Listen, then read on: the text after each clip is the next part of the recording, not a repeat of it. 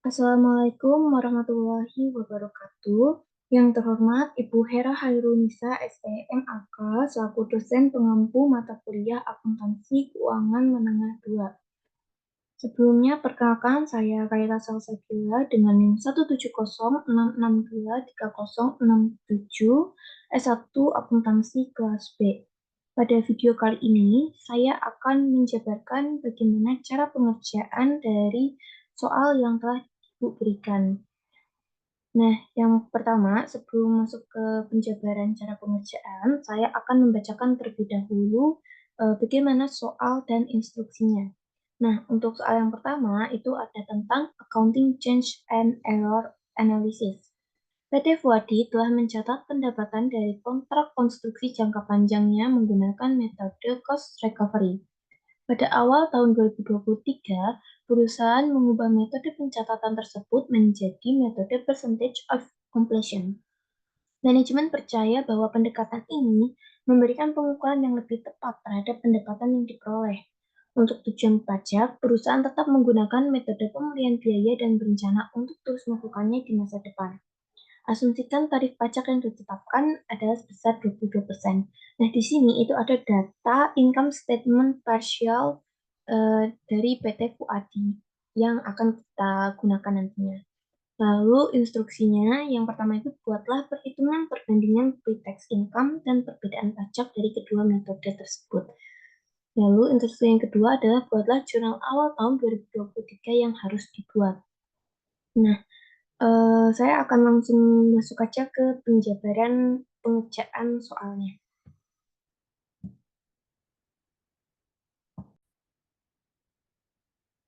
Nah, untuk instruksi yang pertama tadi, itu kan kita diperintahkan untuk membandingkan pre-tax income dan mencari perbedaan untuk teksnya.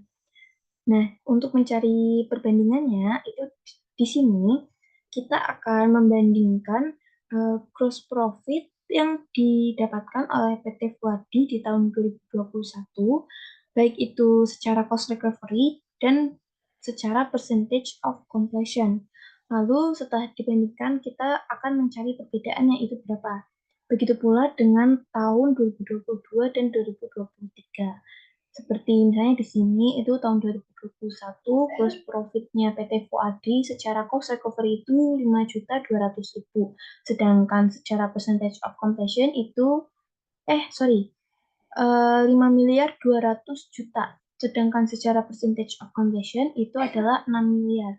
Nah, di sini terdapat perbedaan antara gross profit yang diakui secara cost recovery maupun gross profit yang diakui secara percentage of completion. Itu perbedaannya adalah 800 juta. Nah, begitu selanjutnya kita kerjakan untuk di tahun 2022 dan 2023. Sehingga kita berhasil mendapatkan perbandingan pre-tax income adalah seperti ini. Nah, lalu untuk perbedaan teksnya, untuk mencari perbedaan teks, kita juga bisa melakukan hal yang sama seperti yang pre-tax income sebelumnya, yaitu dengan membandingkan teks yang harus dibayar oleh PT Fuadi di tahun 2021, baik secara cost recovery maupun secara percentage of completion. Lalu kita bisa lihat juga perbedaannya, kita bisa menghitung perbedaannya dengan mengurangi dari percentage of completion ke cost recovery. Seperti ini misalnya contohnya, itu pajak secara cost recovery itu adalah 1.144.000.000, sedangkan secara percentage of completion itu adalah 1.320.000.000. Nah, di sini itu dapat kita ketahui perbedaan pajak yang akan dibayar oleh PT Fuadi dari kedua metode itu adalah 176 juta. Nah, kita bisa melakukan hal yang sama untuk tahun 2022 dan tahun 2023. Lalu, saya akan menjabarkan untuk yang instruksi kedua. Nah, lalu untuk instruksi yang kedua adalah kita disuruh untuk membuat jurnal penyesuaian di awal tahun 2023 yang harus dibuat itu apa aja untuk menyesuaikan perubahan metode di tahun 2021 dan 2022 yang awalnya itu cost recovery menjadi percentage of completion di tahun 2023.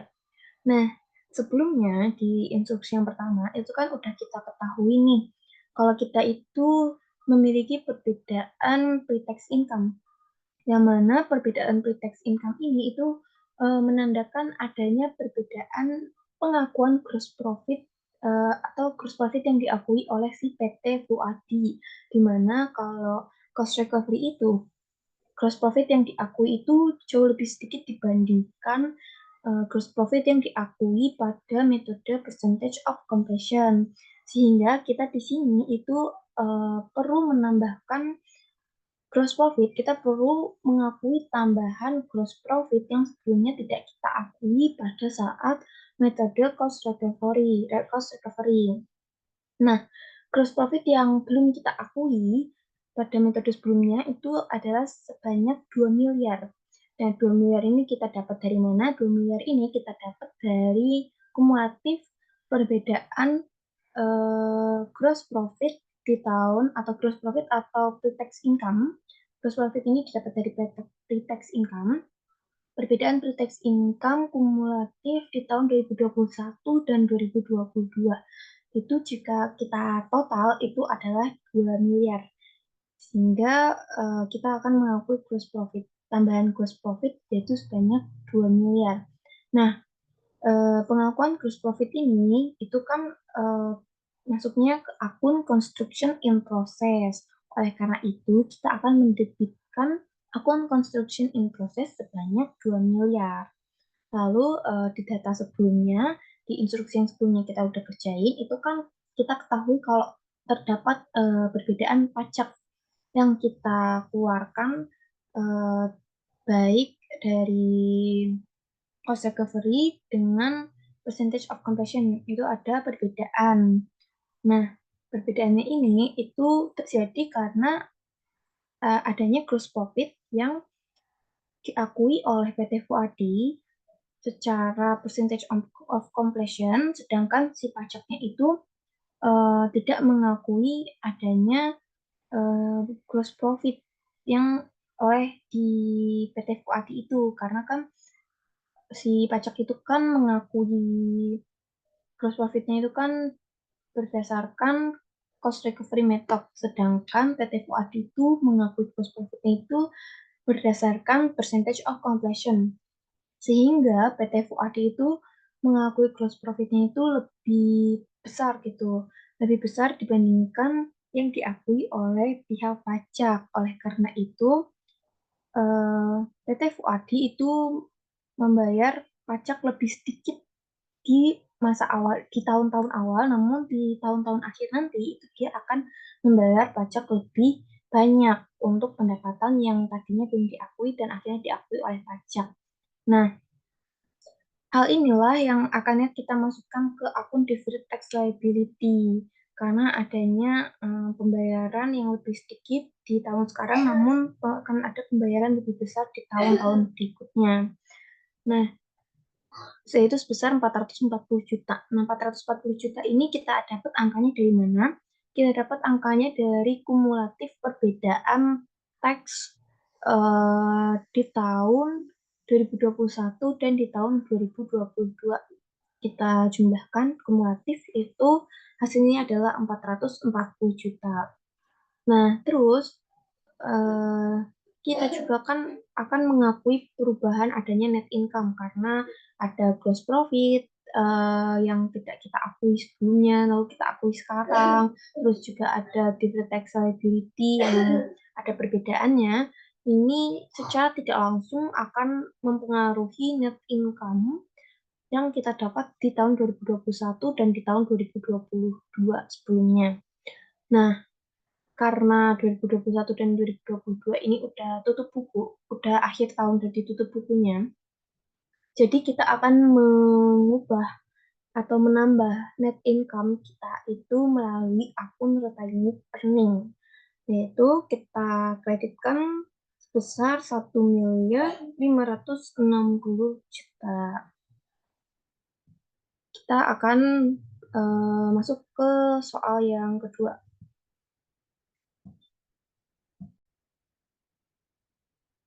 Nah, untuk soal yang kedua, ini ada tentang cash flow statement atau laporan arus kas. Di sini adalah soalnya. Saya akan bacakan terlebih dahulu soal dan instruksinya. Yaitu Tobi ZNV merupakan perusahaan dagang alat-alat rumah tangga.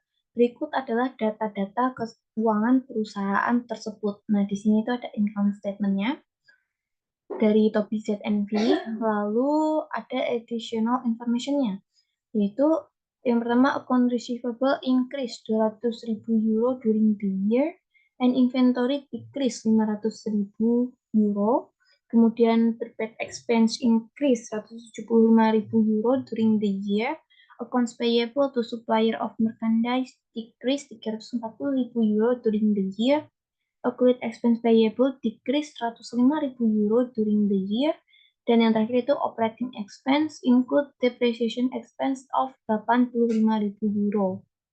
Lalu instruksinya yang pertama itu kita akan menyusun laporan arus kas 2025 parsial untuk bagian operating activities dengan metode indirect atau metode tidak langsung. Lalu untuk yang kedua itu kita akan melakukan hal yang sama namun dengan metode direct atau metode secara langsung. Kita akan langsung masuk ke penjabaran cara pengerjaannya.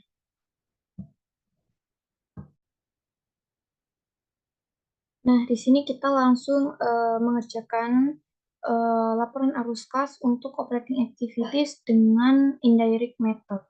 Nah, pada indirect method, operating activities-nya itu yang pertama kita harus melihat net income yang ada pada laporan laba rugi. Kita harus lihat dulu net income-nya itu berapa, lalu kita akan masukkan ke operating activities. Lalu untuk penyesuaiannya itu yang ada tiga hal yang harus kita sesuaikan. Yang pertama itu kita harus melihat dulu ada nggak beban non cash dalam laporan laba rugi si Tobi ZNV ini. Nah, kalau ada beban non cash seperti contohnya itu kayak beban depresiasi, beban penyusutan, amortisasi dan lain-lain sebagainya, itu akan kita tambahkan juga ke operating activities. Lalu hal yang kedua yang harus kita perhatikan adalah ada tidaknya laba atau rugi yang didapatkan dari penjualan seperti penjualan aset ataupun penjualan-penjualan yang ada di investing activities maupun financing activities. Nah, kalau ada laba atau ruginya dari penjualan itu, kita bisa tambahkan untuk rugi dan kita bisa kurangkan untuk labanya.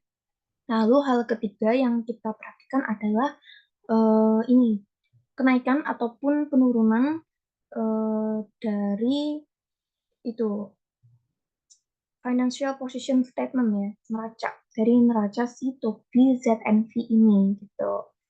Nah, di data yang ada di soal sebelumnya itu didapatkan kalau net income-nya itu adalah 1.450.000. Lalu di laporan laba rugi di soal itu diketahui kalau beban depresiasinya itu ada 85.000. Nah, di sini kita akan masukkan juga. Nah, untuk laba atau ruginya itu tidak diketahui, jadi akan kita lewati saja. Kita akan langsung ke kenaikan ataupun penurunan aset lancar dan kewajiban lancar dari si Tobi ZNV ini. Nah, di sini ada kenaikan account receivable besar 200.000. Nah, kenaikan account receivable ini akan kita kurangkan. Kenapa kita kurangkan? Karena kenaikan account receivable itu kan berarti eh, yang seharusnya kita menerima kas, namun karena mungkin pelanggan kita itu tidak membayar kas, jadi mereka akan bayarnya tahun depan gitu misalnya. Nah, itu kan diakuin sebagai account receivable. Namun kita kan seharusnya menerima kas gitu di tahun tersebut. Tapi karena dibayar tahun depan oleh pelanggan kita, jadi kita mengakuinya sebagai piutang. Kita tidak mengakui adanya kas yang seharusnya kita akui sebagai kas. Oleh karena itu kita kurangkan, yaitu sebesar 200.000. Nah, selanjutnya itu ada decrease inventory. penurunan inventory sebesar 500.000 yang ditambahkan. Kenapa penurunan inventory itu ditambahkan? Karena penurunan inventory ini berarti kita itu menjual inventory, adanya penjualan inventory, yaitu sebesar 500.000. Karena penjualan inventory, kita asumsikan di sini seluruh pelanggan kita bayarnya secara cash, nggak ada yang piutang. Sehingga kita akan menerima tambahan cash dari penjualan inventory, yaitu sebesar 500.000. Lalu yang ketiga itu ada increase prepaid expense. Kita kurangkan sebesar 175.000. Kenapa increase prepaid eh, Kenapa increase prepaid expense itu kita kurangin? Karena prepaid expense yang meningkat itu kan berarti kita membayar prepaid expense lagi, kita membeli prepaid expense lagi. Oleh karena itu kita diasumsikan keluar cash lagi, yaitu sebesar 175.000. Nah, terus yang keempat itu adalah decrease account payable atau account payable-nya menurun. Di sini kita kurangkan 340.000. Kenapa kita kurangkan? Karena kita asumsikan account payable yang berkurang itu artinya kita bayar utang kita sehingga utang kita berkurang. Oleh karena itu kita kurangkan sebesar 340.000. Lalu yang terakhir itu adalah decrease accrued expense payable. Decrease accrued expense payable kita kurangkan sebesar 105.000. Kenapa kita kurangkan? Ini sama seperti account payable tadi. Karena decrease itu kita asumsikan berkurangnya itu karena kita bayar utang expense kita. Sehingga kita kurangkan sebesar 105.000. Nah, setelah itu kita akan jumlahkan adjustment ini mulai dari 85.000 sampai min 105.000 ini, yaitu kita dapatkan adalah minus 235.000 yang nantinya akan kita tambah kurangkan dengan income di awal yaitu 1.450.000 sehingga hasil akhir kas yang didapatkan dari operating activities itu adalah 1.215.000. Kita akan langsung masuk ke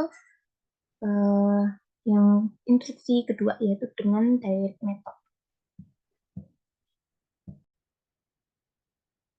Nah, untuk pengerjaan yang direct method atau metode secara langsung itu sebelum kita masuk ke kerangka laporan arus kasnya, kita akan hitung terlebih dahulu nih. Nanti di direct method itu untuk penerimaan kasnya kita itu akan mengambil dari penerimaan dari pelanggan, yang mana nanti hasilnya itu akan kita kurangkan dengan kas yang keluar ke pemasok, kas yang keluar untuk pembayaran operating expense, dan kas yang keluar untuk pajak, dan kas yang keluar untuk bunga. Yang tentunya ini berbeda banget sama sebelumnya, yaitu indirect method.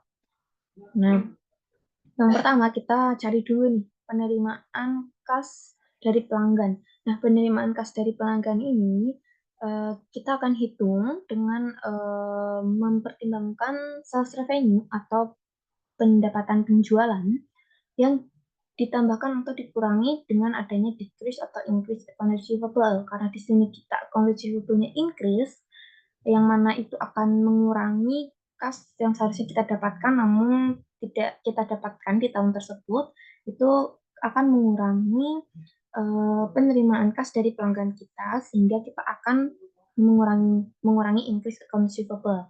Nah, sales revenue pada laporan laba rugi di PT Topi tadi itu adalah 7.500.000. Akan kita kurangi dengan increase account receivable-nya yaitu 200.000 sehingga berhasil kita dapatkan kas yang diterima dari pelanggan itu adalah 7.300.000. Nah, lalu yang kedua itu adalah kas keluar untuk pembayaran ke pemasok. Nah, akun-akun yang akan kita pertimbangkan untuk menghitung kas keluar pemasok ini ada 3, yaitu COGS, inventory, dan account payable. Nah, COGS pada laporan laba rugi si PT Topi tadi itu adalah 4.900.000. Lalu kita kurangi dengan adanya decrease inventory. Kenapa kita kurangin decrease inventory ini kita kurangin? Karena kita asumsikan inventory yang berkurang itu artinya kita berhasil menjual inventory tersebut. Kita jual inventory tersebut, kita menambah kas kita.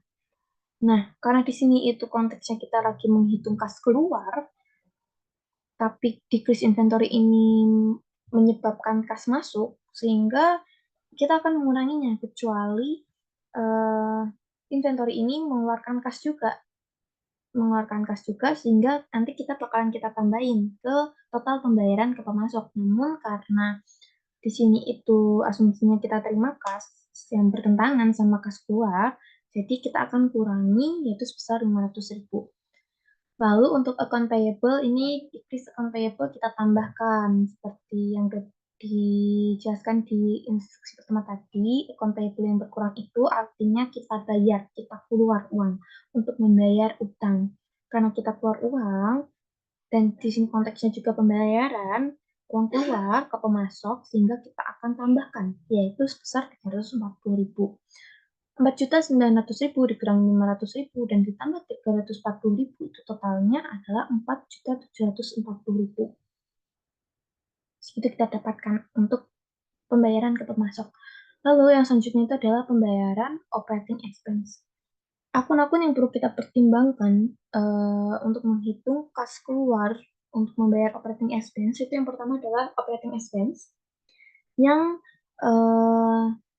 tidak include beban non cash. Jadi operating expense ini harus not cash semua, bebannya itu harus cash. Jika ada beban non cash seperti beban depresiasi, beban penyusutan, itu harus kita keluarkan terlebih dahulu, harus kita kurangkan terlebih dahulu.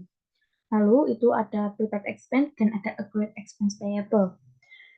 Nah, seperti yang udah ada di laporan laba rugi tadi, itu operating expense-nya itu adalah 1.150.000 dengan include depreciation expense-nya itu ada 85.000. Ini harus kita keluarkan terlebih dahulu untuk menghitung beban yang pure cash. Itu hasilnya adalah 1.065.000. Lalu kita tambahkan dengan increase prepaid expense yaitu sebesar 175.000. Kenapa kita tambahkan? Karena prepaid expense yang increase itu asumsinya adalah kita keluar uang. Kita keluar uang lagi untuk membayar tambahan prepaid expense. Karena di sini itu konteksnya pembayaran kas keluar, sehingga kita akan menambahkan 175.000 tadi. Lalu yang ketiga itu ada menambahkan decrease accrued expense payable. Ini seperti decrease account payable tadi. Asumsinya kalau accrued expense payable itu menurun, itu kita bayar utang. Kita bayar utang itu berarti kita keluar uang. Kita sama-sama keluar uang. Itu konteksnya sama-sama pembayaran, keluar kas untuk operating expense. Jadi kita tambahkan itu sebesar 105.000. 1.065.000 ditambah 175.000 ditambah 105.000 yaitu totalnya adalah 1.345.000. Nah, kita di sini akan pindahkan jumlah-jumlah ini, jumlah-jumlah akhir ini seperti 7.300.000, 4.740.000 dan 1.345.000 ini ke kerangka laporan arus kasnya.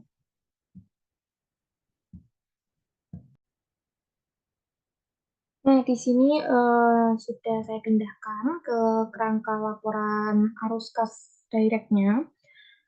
Yang pertama itu kita akan masukkan penerimaan dari pelanggan, yaitu sebesar 7.300.000 yang nominalnya itu sudah kita hitung dan kita dapatkan dari perhitungan yang sebelumnya tadi.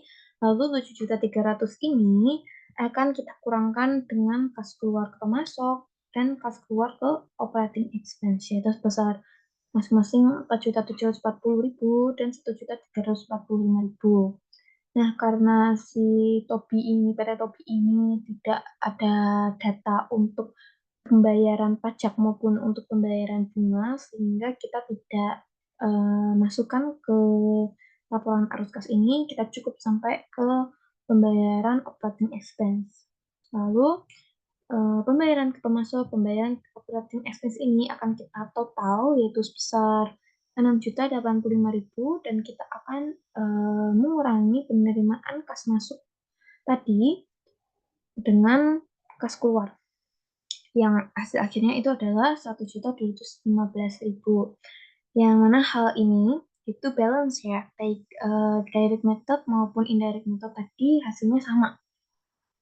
Nah, mungkin sekian penjelasan bagaimana cara pengerjaan dua soal yang telah Ibu Hera berikan.